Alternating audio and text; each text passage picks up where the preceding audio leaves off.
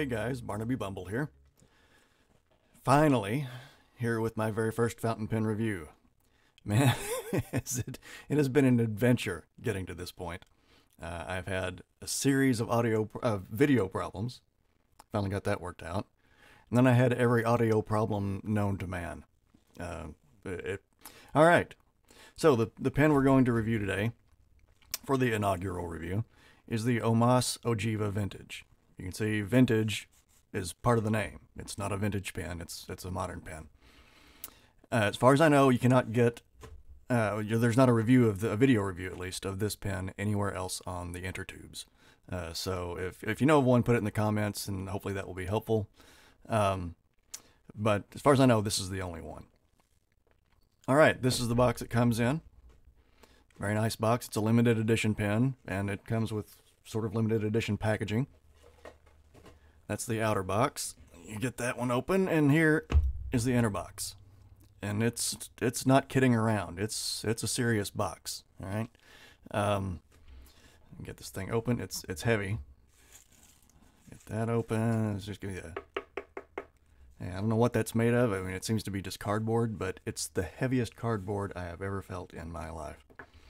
All right, get that out of the way. The pen comes in this nice little sheath. I'm going to guess this is microfiber and not suede of any kind, but it's still very nice. And here you also get an OMAS black ink, a bottle of it. Okay, and this is the base is heavy. Just the lid, which is, it's just an empty sort of tray, weighs as much as this does. Okay, so that's the box. The pen. Here is the pen. Again, this is the OMAS Ogiva Vintage. Ogiva is OMAS's cigar-shaped line, so obviously this one is cigar-shaped. It's a piston filler. It has an 18-karat gold nib and an ebonite feed. This one in particular has a medium nib. I don't honestly know what all sizes they made it in, but this one's a medium. So I mentioned this is a limited edition pen. I don't know where all you can still get it. I got this one at Bryant Greer's site, Chatterley Luxuries. He doesn't list it there anymore. I did see that nibs.com, John Matashaw's site, I noticed that his site does still list it. So there's one source. I'll put a link in the site description. I'm sorry, the video description. Appearance. This is what they call Saft green. I would call it a dark olive color. As you can see, it's got flecks of pearlescent lighter green in it. The material is celluloid, by the way. It's not acrylic. It's not precious resin. It's celluloid. So you get the pearlescent flecks, and I don't know if this picks up on the video or not, but you also get some sort of random strokes of black in it, which adds some depth. It's a nice looking finish.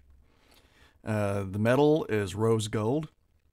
I'm not a huge fan of gold, or especially rose gold, which you know if you watched my preview, but it works for this pen. The clip is rose gold. You get 2 rings on the cap, a larger one and a smaller one, and you get a small decorative ring at the end cap, all rose gold. You get 2 matching rings, which is nice, on the section. The larger one and the large cap ring both feature OMAS's signature Greek key pattern, and it's etched in there pretty well. You can actually feel it. Right? It actually has texture. So you get those 2 rings, and of course the nib, 18-karat gold. It is rose gold. It also has OMAS's signature chevrons engraved in it. It has the OMAS logo, which is the same logo that you saw on the box, and it says 18K. I believe that covers everything about the appearance. Oh, I did want to go ahead and mention, since I'm talking about the metal parts, the clip. The clip is very tight. It has a little wheel at the end to help it slip over your shirt pocket or pen case or whatever you clip it to, but there's so much tension from the clip, I don't know if the thing actually turns. Maybe it does. It's hard to tell. Once you get it clipped on, you can be sure it's not going to fall off. Okay, so size. I don't own a micrometer. It's not a micrometer. Calipers. Micrometer, that would be a small pen. I don't own calipers because, frankly, millimeter measurements don't interest me that much in a pen. It doesn't matter that much to me. What I will give you instead is, you can get those at a retailer's site. You can get them at the manufacturer's site, probably, and that goes for any pen. What I will give you is, for one thing, my subjective experience of using the pen, as far as size goes, and I will also give you a comparison to 2 other pens. And those 2 pens are the Lamy 2000, which most fountain pen users will be familiar with, so that's why I picked that one. The other one is a Jinhao 159, which a fair number of you will also be familiar with, since Jinhao is a low-cost brand. And so we'll stick the Ogiva right in the middle, get it all lined up. And as you can probably tell, the Ogiva is very slightly longer than the 159, and it's a bit longer than the Lamy 2000. All right, so there's your capped length comparison. Let me give myself something to keep these from rolling away. The handy loop, multi-purpose loop. You can use it for magnification or to prevent stuff from rolling away. I don't know if it would keep peas from rolling off your plate at the dinner table or not, but it might. All right, there's the uncapped comparison. The Ogiva is still slightly longer, but not as much. All right. And so if you go capped, or I'm sorry, posted, things get a little bit more interesting. So we'll get them all posted here. There's the Lamy. There's the Ogiva. There's the Jinhao. And as you can surely tell, the Ogiva is a good bit longer than the other 2 when they are posted. And the reason for that is that the Ogiva just barely posts. It will stay there. Whoops, see? I'll put it on just a bit better. It will stay there. But it's really not designed to post, I don't think. It just barely posts past this decorative ring. And just barely. So I don't use it posted. The barrel is long enough that I don't need to. And I really don't think it's designed to. I wouldn't suggest that you post it either. So I'll put that over there. In terms of thickness, I would say it feels about the same as the middle part of the Lamy. The Lamy obviously has variable thickness. But the middle part of the Lamy is about the same. It might be just a hair thicker. The Lamy might be just a hair thicker. And of course, it's nowhere near as thick as the Jinhao 159, which if you've ever held one or seen one, you know it's kind of ginormous. All right, so there's the size comparisons. My subjective feeling, it feels great in my hand. The length is nice. As you can see, I get a nice bit of barrel past my hand. It's got great balance. The section is the right diameter for me. The section is a bit short. That might be a problem for some of you. I don't know. It is a little bit short. That means, for one thing, that your fingers are going to be on the threads. However, the threads are very soft, I guess you would say. They're not going to cut you. They're not going to irritate you. They're just there. They actually give you a little bit better grip on the section is about all they do. And actually, the engraving in this decorative ring is deep enough that it has enough texture that it gives you some grip. So the section is short, but it works. All right, so that's what I have to say about the size of the pen. Likes and dislikes. Pardon me. Likes and dislikes. Okay, well, I had one big dislike right off the bat with this pen, and that was that when I took it out and went to ink it up, the piston, the actuating mechanism, twisting the end cap, was extremely unpleasant. It was gritty, it was sticky, it was squeaky. It really just didn't want to turn at all. It would have preferred that I leave it alone and go mind my own business. But I didn't. I stuck it, hung in there and actually got the thing inked up. I did go ahead and shoot Bryant at Chatterley Luxuries an email saying, hey, this thing is really, being a bit ugly about taking ink. Is that normal? What's going on? His response was, yeah, don't worry about it. It's a celluloid pen. It's going to be that way at first. Give it some time. With use, it'll wear in, so to speak. And that has been the case. I haven't had to re-ink this a lot, but I have done it a few times, and the threads are wearing in. It has gotten smoother than it was initially. It's not as smooth as it should be for a pen in this category. This is a limited edition gold nibbed pen, so it wasn't cheap. I think nibs.com, they're selling it for $700. All right, so not a cheap pen. So it'd be nice if everything was perfectly smooth right out of the box. It wasn't, but it's getting there. The other thing, sort of along the same lines, was the tines on the nib were slightly misaligned when I got it. Actually, they were misaligned a fair bit.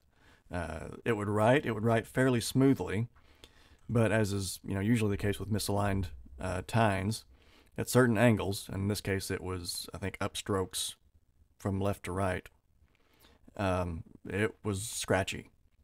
So I got the old loop out and straightened it out.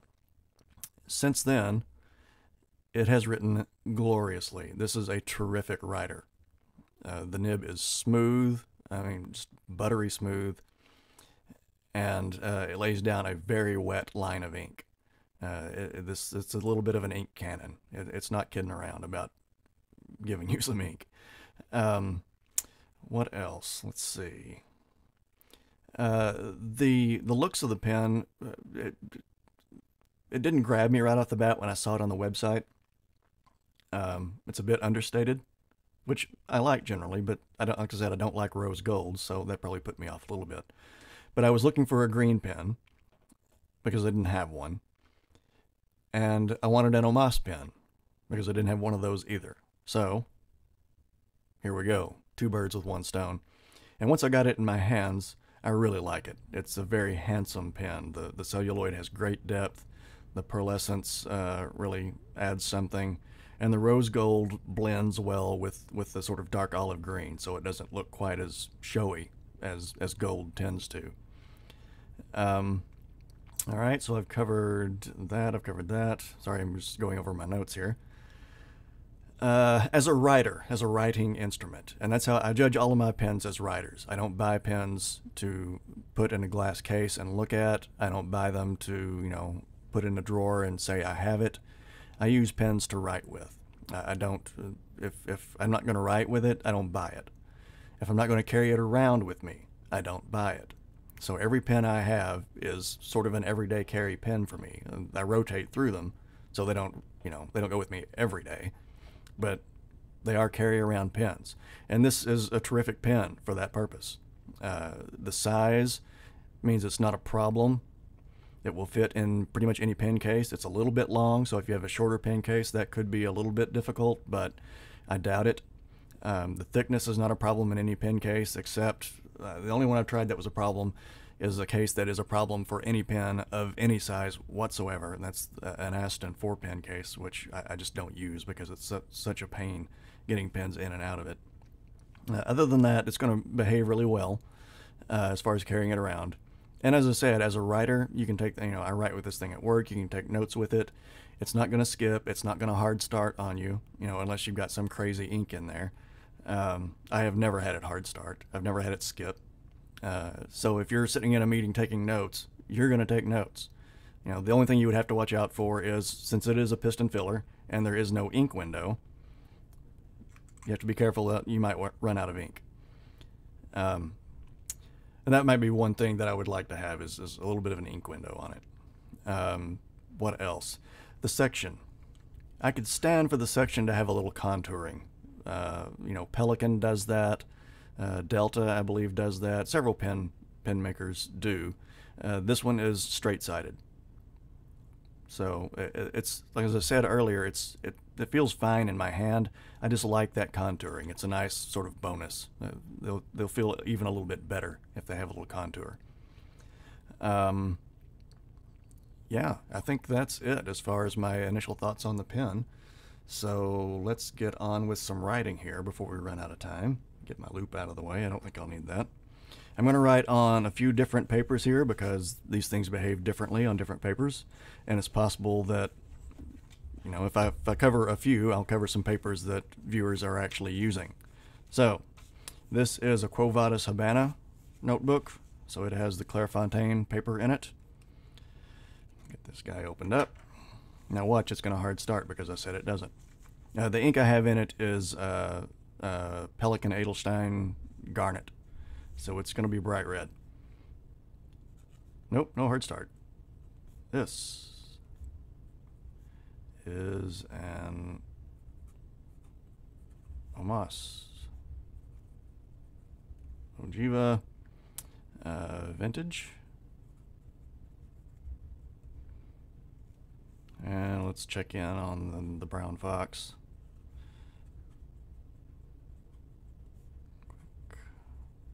Brown fox. Jumps over the lazy dog. I'm not a calligrapher by any means. I don't even have particularly neat handwriting. That's something that I'm working on. But right now, as you can perfectly well see, it's not terrific handwriting. But hopefully you can read that, or at least you can see it enough to tell how this thing writes. As I mentioned, it lays down a lot of ink. It's very wet. I haven't been using, this is the first time I've used this Garnet ink, so I'm not real familiar with it. It seems to be a little bit runny, maybe. Some of you can check me on that on the in the comments. That's just my first impression. But that has dried for a bit now. And I'm going to take a paper towel and wipe. So you can see it lays down some ink. Even, you know, the very first word up here, there's still some wet ink there. All right. And ink generally dries pretty well on this paper. I like this paper a lot. It's not the paper. It's a very wet writing ink, and I'm sorry, a very wet writing pen and some slow drying ink, I think. I've recorded or attempted to record this video so many times, gone through so many writing samples. I actually ran out of ink with what I was using, and that's when I loaded this up. Here you can see an ink block that I did in a previous recording that failed. Oh, and I didn't mention about the nib. It's not a soft nib, but it will give you some flex. Not a lot, but a little bit. You can see here, these lines are with no pressure at all, and these are with pressure, and then no pressure again. So you can get a little flex, a little line variation out of it. So, Quo Vadis. Here we've got Tomoe River paper. I think I may have this upside down, or I've got the wrong notebook. I have two of these due to a post office snafu, but that's okay. I like them, so I'll definitely use both of them. Just looking for the one that I've already started using. There it is. This is Jay Potter's binding of this paper. Paperforfountainpens.com. I love it. It's a terrific binding, and I'll do a review of it and of the Quo Vadis and various other papers in the future. All right, again, I've done this review a few times, so just so you can actually watch me write it. I'm not sure how exciting that's going to be, but it's not actually a fountain pen review, a video review, if you don't actually have video of actual writing, right? The lazy dog. Are we being too hard on the dog, by the way? Is he really lazy? Maybe he's tired. Dogs, you know, dogs work hard. And this is a dog that's seemingly in a sort of a rural farming community, maybe, because there's brown foxes jumping around. So if he's a farm dog, he's working. So he's tired. Give him a break. He may even have a heart condition. What do you know? All right. No scratch, no skip, no hard start, no nothing. It just writes. every single time, unless you're out of ink. Okay?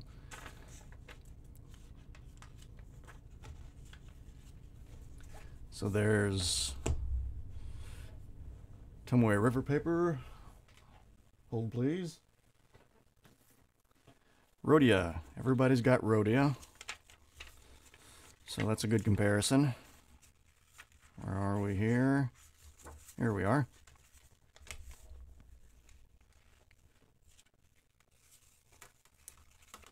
Actually, just going to kind of cover that up a little bit so it's not distracting.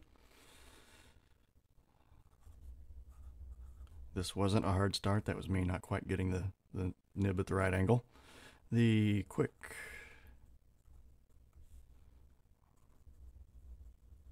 brown fox jumps over.